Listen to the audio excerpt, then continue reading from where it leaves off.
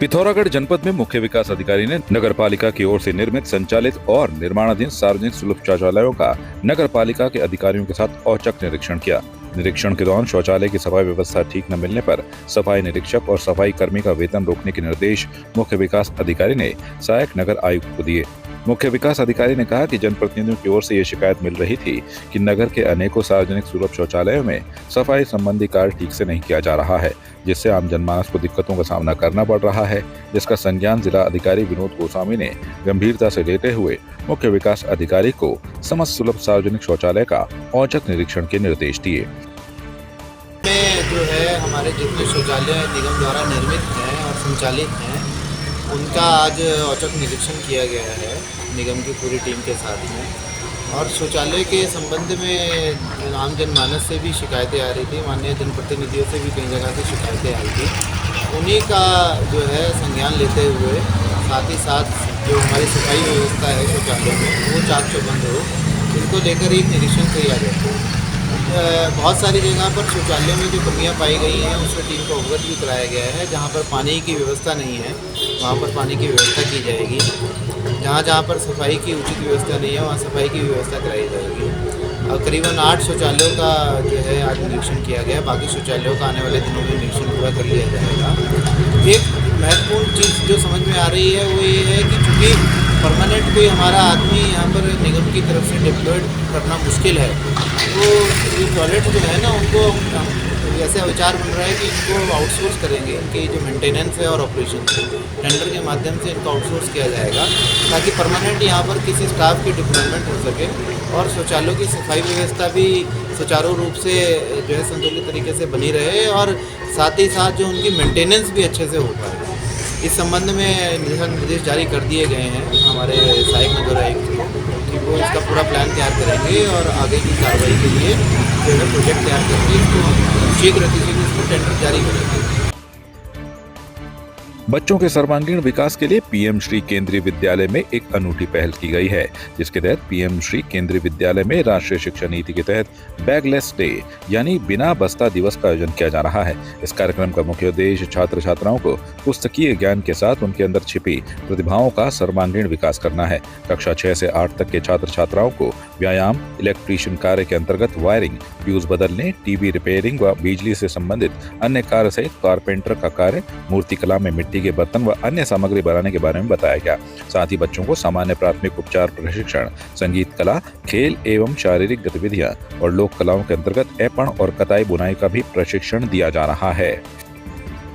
आज हम बना रहे हैं कॉइल, जो मिट्टी से बना रहे हैं और इसको बनाने में थोड़ी सावधानी कर रही है और इसके बाहर से हम डिज़ाइन बना रहे हैं और अंदर से इसको हम एकदम मटके का शेप दे रहे हैं। और सर ने हमें बताया कि कैसे बनाना है। पहले तो हमें जो मिट्टी है उसको एकदम रोल की तरह कर जैसे हम दिए की बाटी भरते हैं वैसे कर तो इसके बाद उसको राउंड कर उसका बेस देना है। फिर उसे एक मटके की तरह बनाना है और इससे वो एक मटके की तरह लगेगा, बाहर से डिज़ाइन होगा और अंदर से हमें उसे एक मटके की तरह शेप देना है।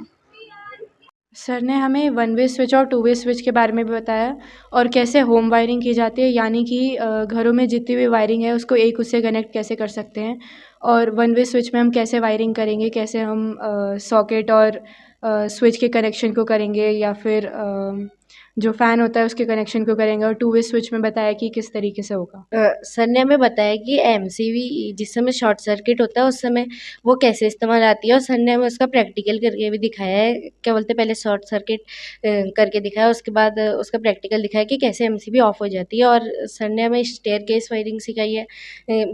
यानी एक ही बल्ब को हम दो स्विचेस से हम वो कर सकते हैं उसे,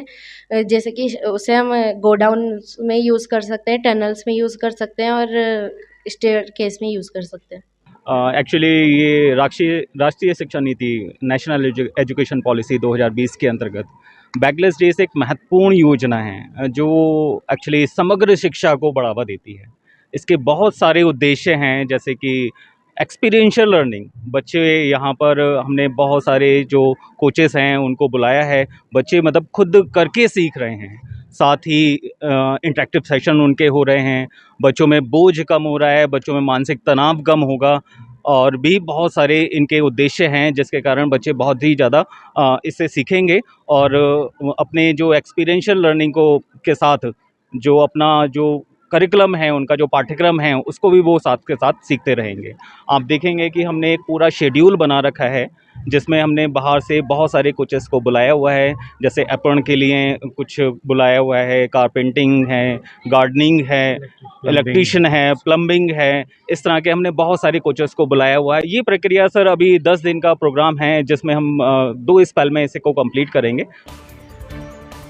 अनुसूचित जनजाति शिक्षक संगठन उत्तराखंड की शाखा खटीमा के अंतर्गत शैक्षिक उन्नयन संगोष्ठी का आयोजन किया गया। जिला मंत्री राजेंद्र सिंह ने कहा कि शैक्षिक संगोष्ठी के आयोजन का मुख्य उद्देश्य नई शिक्षा नीति 2020 के अंतर्गत जो गरीब बच्चे हैं उनका विकास किस प्रकार से किया जाना है उस पर चर्चा परिचर्चा की गई है। गरीब बच्चों को नई शिक्षा नीति के अंतर्गत कैसे लाभान्वित किया जाए और संपूर्ण विकास किया जाए और किस तरह से इन बच्चों को समाज से जोड़ा जाए, इस पर चर्चा की गई।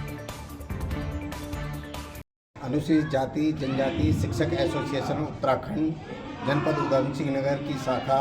खटीमा में आज शैक्षिक उन्नयन संगोष्ठी, जिसका आज का उद्देश्य है नई शिक्षा नीति 2020 में हमारे विद्यालयों में पढ़ने वाले जो गरीब छात्र छात्रा हैं, जो गरीब तबके से आते हैं, उनका विकास कैसे करना है, इस पर चर्चा परिचर्चा है और इन्हें नई शिक्षा नीति 2020 से कैसे लाभान्वित किया जाए और कैसे इन्हें इनका संपूर्ण विकास किया जाए और इनके साथ साथ समाज से कैसे जुड़ा जाए, जिसके कारण हम अपने समाज के साथ साथ अपने बच्चों को शिक्षा दे सकें।